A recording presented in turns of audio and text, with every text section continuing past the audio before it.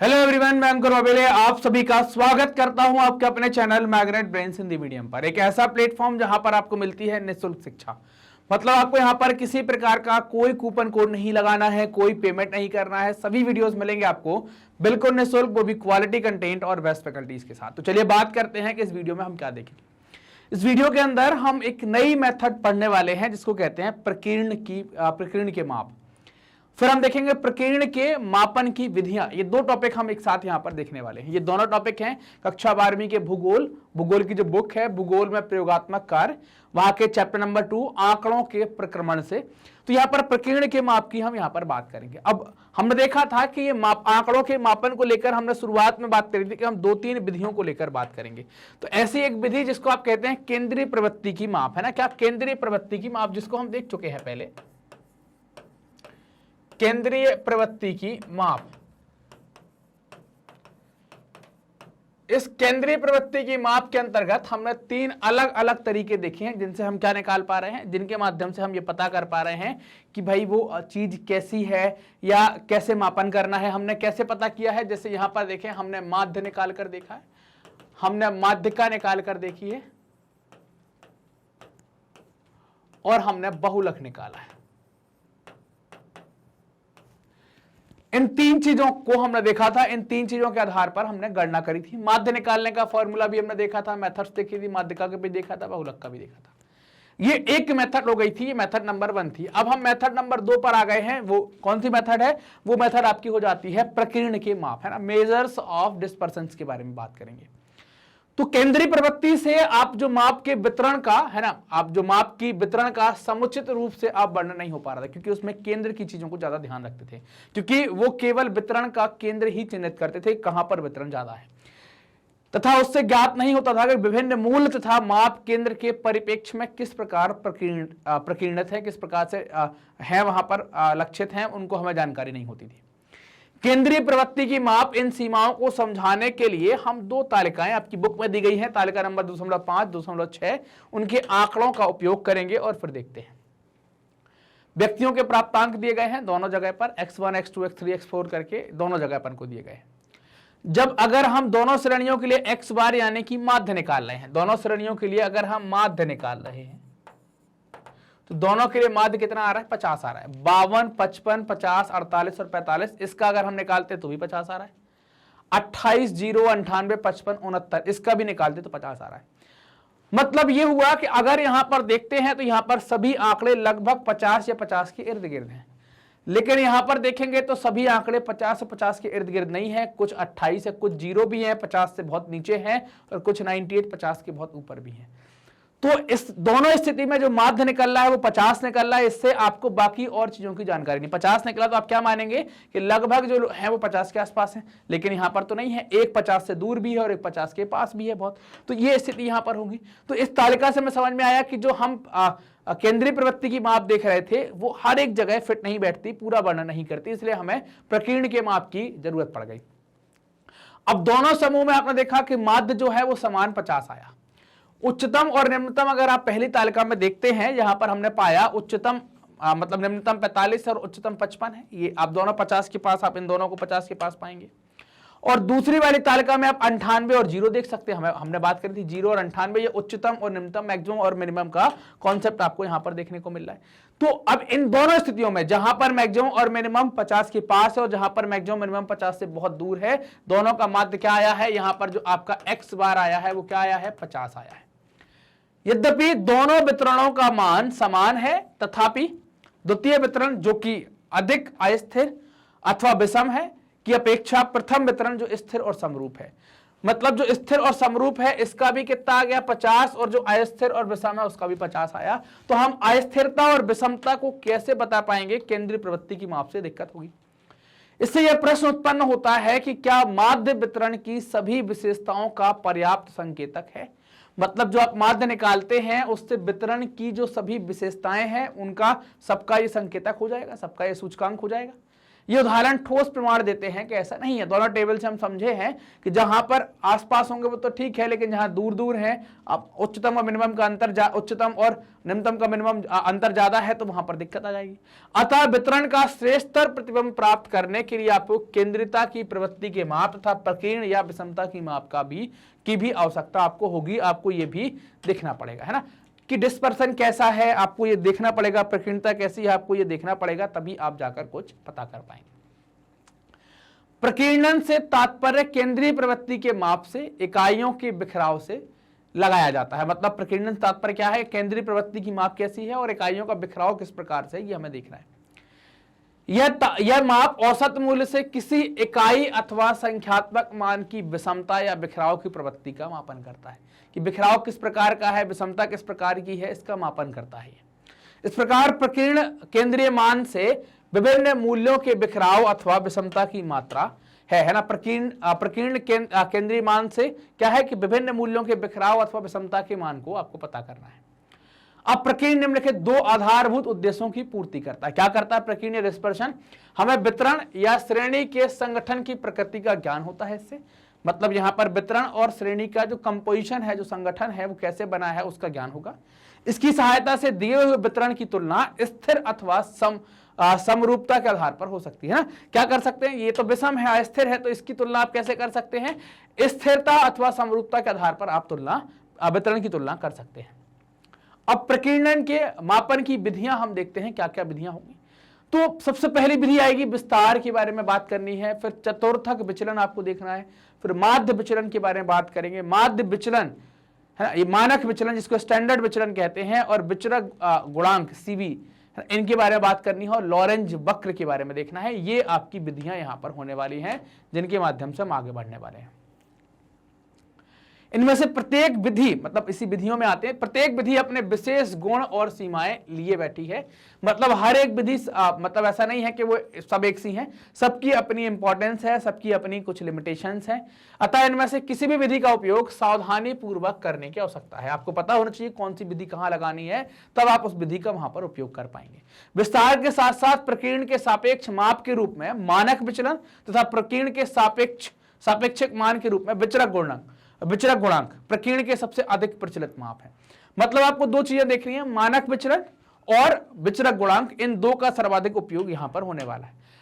हम इन सभी मापों की गणना, विधियों की विवेचना धीरे धीरे करेंगे। सबसे पहले हम विस्तार की बात करते हैं। विस्तार क्या है, किसी श्रेणी में अधिकतम न्यूनतम मूल्यों के अंतर को आप क्या कहते हैं, विस्तार कहते हैं। मतलब 0 से लेकर 90 के बीच में, तो ये क्या है, अधिकतम और न्यूनतम, मतलब न्यूनतम और अधिकतम के बीच का जो अंतर है उसको आप विस्तार कहते हैं। और इस विस्तार को, यहां पर जो विस्तार आया है, इस विस्तार को किससे बताते हैं, R से वर्गीकृत किया जाता है, R से चिन्हित करते हैं। इससे उच्चतम मान में न्यूनतम मान से घटाए हुए परिणाम के रूप में परिभाषित कर सकते हैं। मतलब जो यहां पर मैक्सिमम माइनस क्या कर देंगे, मैक्सिमम माइनस मिनिमम कर देंगे, है ना। Maximum value minus minimum value equal to क्या हो जाएगी, R हो जाएगी। इसको आप क्या कह देंगे, ये विस्तार कहलाना स्टार्ट हो जाएगा। अवर्गीकृत आंकड़ों के लिए विस्तार की गणना आपको करनी है। तो निम्नांकित दैनिक मजदूरी के वितरण के लिए विस्तार की गणना आपको करनी है। 40, 42, 45, 48, 50, 52, 55, 58, 60, 100। अगर आंकड़े व्यवस्थित नहीं है तो घटते बढ़ते क्रम में आप लगा लें। फिर आपको क्या करना है, निम्नतम और अधिकतम के बीच में से अंतर आपको निकाल लेना है ना। निम्नतम और अधिकतम के बीच में से आपको अंतर यहां पर निकाल लेना है। तो विस्तार की गणना करने के लिए क्या है कि जो लीस्ट नंबर है और जो आपका हाईएस्ट नंबर है, उनका अंतर अपन ज्ञात करेंगे। R विस्तार है, L और S क्रम से क्या अधिकतम और न्यूनतम को बताएंगे। तो 100 में से अपन ने 40 घटा दिया, तो क्या आ गया विस्तार, 60 आ गया। क्या विस्तार आ गया, 60 आपको देखने को मिल गया। तो यहां पर क्या हुआ कि यदि हम उपरोक्त विवरण में 10वें मूल्य को हटा देते हैं तो R का मान कितना हो जाएगा, R का मान 20 रह जाएगा, है ना। R का मान कितना रह जाएगा, 20 रह जाएगा।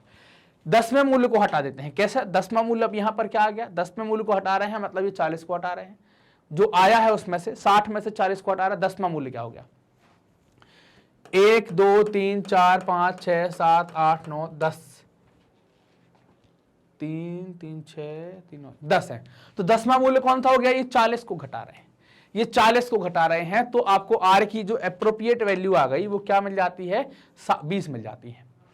श्रेणी में केवल एक मूल्य को हटा देने पर r का मान घटकर 1/3 रह जाता है। मतलब अगर आप देखते हैं किसी को भी आपने घटा दिया, किसी भी एक संख्या को घटा देते हैं तो आप देख रहे हैं r का मान घटकर 1/3 रह जाता है। इससे स्पष्ट है कि प्रकीर्ण के माप के रूप में r के साथ कठिनाई है कि इसका मान पूर्णतः दो चरम बिंदुओं पर आधारित है, एक तो शुरुआत वाले और एक आखिरी वाले, इन दोनों पर आधारित है।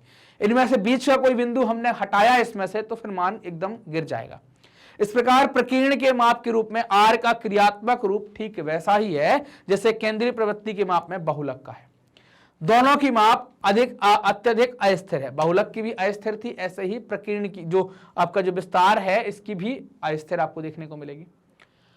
मानक विचलन की बात करते हैं जिसको स्टैंडर्ड डेविएशन कहा जाता है, इसे SD भी कह रहे हैं। मानक विचलन प्रकीर्ण के माप के रूप में मानक विचलन सबसे अधिक प्रयोग किया जाता है। ये इंपॉर्टेंट भी हो जाता है, इसका उपयोग ज्यादा करते हैं।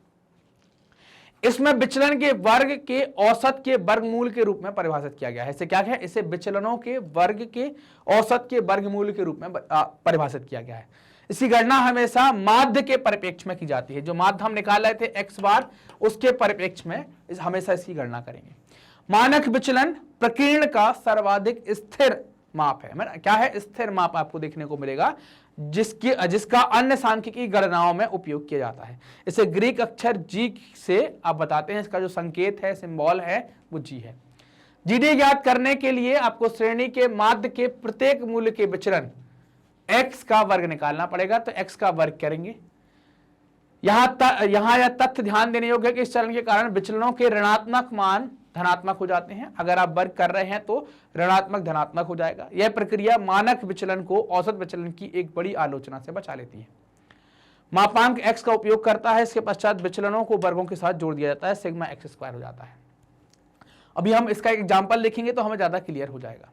इसमें सावधानी रखनी चाहिए कि विचलनों को पहले जोड़कर फिर वर्ग नहीं करना चाहिए। पहले जोड़ दें फिर वर्ग नहीं, पहले वर्ग करें फिर जोड़ें। वर्ग विचलनों के योग को पदों की संख्या से विभाजित कर देंगे। वर्ग विचलन जो है उनकी कितने नंबर ऑफ पद हैं उनसे हम विभाजित कर देंगे।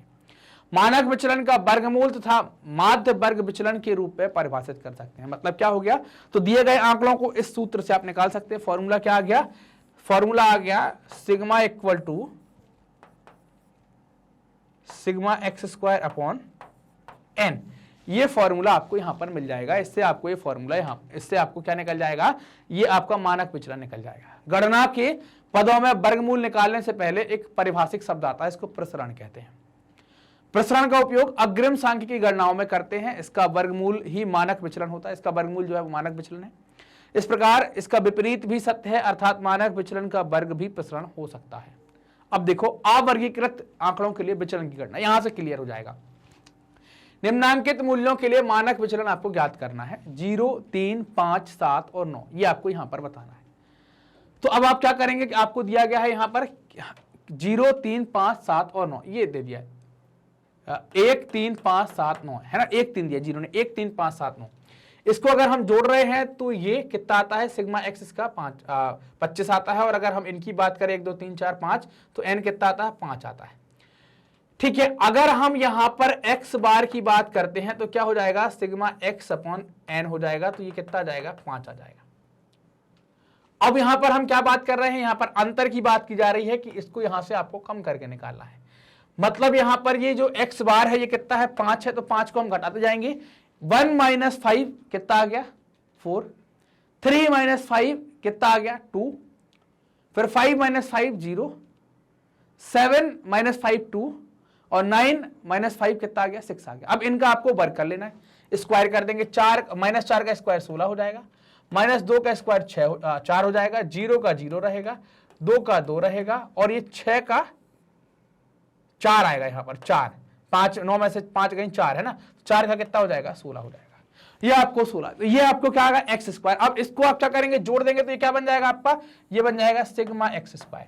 मतलब ये वाला पद आपको यहां पर मिल जाएगा अगर आप इसको सबको जोड़ देंगे। इन सबको जोड़ेंगे तो 16 16 32 और 4 4 8, मतलब कितना हो जाएगा, इसकी वैल्यू कितनी आ जाएगी, 40 आ जाएगी। तो ये क्या लिख दिया आपने, यहां पर इसकी वैल्यू 40 लिख दी। n नंबर, मतलब n का मतलब क्या है, नंबर ऑफ पद। तो 1 2 3 4 5, तो 5 का डिवाइड कर दिया। अब 40 में 5 का भाग देंगे तो वर्गमूल में क्या बचेगा, 8 बचेगा, और 8 का वर्गमूल क्या आ जाएगा, 2.828 आ जाएगा। ये निकालना पड़ता है, आपने सीखा होगा, कई सारी भाग विधि वगैरह देखी होंगी, तो निकाल लेंगे 2.828 आ जाएगा। तो ये क्या हो जाएगा आपका, ये आपका मानक विचलन आ जाएगा। उपरोक्त गणनाओं के पदों का सारांश आपको इस प्रकार है कि सभी मूल्यों को x चिन्ह स्तंभ में रख लिया अपन ने, 1, 3, 5, 7, 9 जो भी थे उनको जोड़ लिया और कुल पदों से भाग दे दिया। तो यहां पर क्या जाएगा, x बार की वैल्यू हम यहां पर निकाल लेंगे। अब ये जो x बार आया है तो है ना, जो x बार आया तो x माइनस x बार आपको करना है, मतलब जो आपको पद दिए गए हैं उन्हें माध्य से घटाते चलना है, जो आता जाएगा उसको लिखते चलना है, उसका सबका वर्ग करना है। तो यहां पर ये x स्क्वायर का पद आ जाएगा, उसको आपको लिख लेना है ना। वैसे आप करते चलेंगे जैसा हमने यहां पर किया है कि आपने ये सारे लिख लिए, यहां पर इनका माध्य निकाल लिया, ये माध्य निकाल लिया, इसको x से घटा देंगे, ये सारा कुछ आ गया, यहां पर ये 4 लिखा है, और इनको क्या कर देंगे, यहां पर इनको आपको क्या कर देना है, इसका स्क्वायर कर देंगे, स्क्वायर कर देंगे तो क्या हो जाएगा, सब प्लस में हो जाएंगे, माइनस से सारे प्लस में आ जाएंगे। ये वही बात लिखी है कि भाई विचलन x को क्या कर देंगे, x को वर्ग करके उसका योग कर देंगे, जो हमने बात करी थी पहले। फिर सभी विचलनों के योग को उसके पदों से भाग दे देंगे, भाग देने पर आपको क्या मिल जाएगा, यहां पर मानक विचलन प्राप्त हो जाएगा। तो मानक विचलन निकालने का ये तरीका हमने यहां पर देख लिया और एक एग्जाम्पल के थ्रू भी हमने समझ लिया कैसे हम इसको निकाल सकते हैं। अब बात आती है कि विचरण गुणांक क्या कहलाता है, जिसे हम CV से बताएंगे। क्या लिखेंगे, CV के माध्यम से। इसका जो हम मानक विचलन की बात कर रहे थे वो स्टैंडर्ड डेविएशन SD से लिख रहे थे, इसको हम कैसे लिखेंगे, CV से लिखेंगे। यदि आंकड़े की माप अलग अलग इकाइयों में भिन्न भिन्न स्थानों पर, है ना, अलग अलग इकाइयों में भिन्न भिन्न स्थानों पर अथवा अवधियों के हों तथा उनकी परस्पर तुलना करनी हो तो विचरण गुणांक बहुत उपयोगी सिद्ध होता है। मतलब अलग अलग इकाइयों में अलग अलग स्थानों पर अवधियों के हों और उनकी आपस में आपको तुलना करनी हो, अलग अलग टाइम के हों, उनकी तुलना करनी हो, तो विचरण गुणांक काम का हो जाता है। विचरण गुणांक मानक विचलन के माध्यम से माध्य के प्रतिशत के रूप में व्यक्त किया जाता है। कैसे, मानक विचलन के माध्यम से माध्य के प्रतिशत के रूप में व्यक्त किया जाता है। इसका निर्धारण आप निम्नलिखित सूत्र से कर सकते हैं। तो अब आप देख रहे हो कि 100 का गुणा कर दिया तो यहां से क्या आने वाला है, परसेंटेज का निशान आने वाला है। यहां से क्या आएगा, परसेंटेज का निशान आएगा। तो अब देखें CV बराबर क्या लिख रहे हैं, मानक विचलन डिवाइडेड बाय माध्य, और गुणा किसका कर दे रहे हैं, 100 का गुणा कर दे रहे हैं। तो मानक विचलन के माध्यम से निकलेगा, मानक विचलन और माध्य का उपयोग होगा, 100 का गुणा होगा इसमें, तो CV आपका निकल जाएगा, विचरण गुणांक निकल जाएगा। CV का मतलब क्या हो गया, तो आप देख पाए CV का मतलब हो गया कि sigma upon x bar into 100। तो ये आप देख चुके हैं कि ये सारी बातें हम पहले निकाल चुके हैं। 2.83 आ चुका था, ये 5 आ चुका था, 100 का मल्टीप्लाई हो गया तो ये 56% के आसपास आ गया। इसी सूत्र से वर्गीकृत आंकड़ों का विचरण गुणांक ज्ञात किया जा सकता है। इसी तरीके से आप वर्गीकृत और अवर्गीकृत दोनों का विचरण गुणांक यहां पर निकाल सकते हैं। तो ये हमने विचरण गुणांक और मानक विचलन दोनों के बारे में यहां पर बात करी है कि क्या होता है, कैसे निकालते हैं, उनकी चर्चा हमने यहां पर प्रकीर्ण के मापन की विधियों के अंतर्गत इसको देखा हुआ है। मैग्नेट ब्रेन्स अपनी हाई क्वालिटी एजुकेशन साथ ही साथ निःशुल्क शिक्षा के लिए प्रसिद्ध है। मतलब आपको यहाँ पर क्वालिटी कंटेंट के लिए पैसा खर्च नहीं करना है। ये हमारे टॉप कोर्सेस हैं, CBSE English medium, Hindi medium, NTSC, olympiad, CUET, spoken, UP और बिहार बोर्ड, जिनके सभी वीडियोस मिलते हैं आपको हमारे ऑफिशियल यूट्यूब चैनल पर, हमारी वेबसाइट पर, हमारे एप्लीकेशन पर 100% फ्री। मतलब आपको वीडियो देखने का कोई पैसा नहीं देना है। बुक्स एंड ई बुक्स के लिए आप डिस्क्रिप्शन में जा सकते हैं, लिंक के थ्रू आप बुक्स एंड ई बुक्स प्राप्त कर सकते हैं। आप हमसे कनेक्ट हो सकते हैं यूट्यूब, फेसबुक, इंस्टा, ट्विटर और टेलीग्राम के माध्यम से। ये वीडियो आप देख रहे हैं मैग्नेट ब्रेन्स के Hindi channel magnet brains Hindi medium पर, तो चैनल को सब्सक्राइब करें, वीडियो को लाइक करें, अपने दोस्तों के साथ जमकर शेयर करें। धन्यवाद।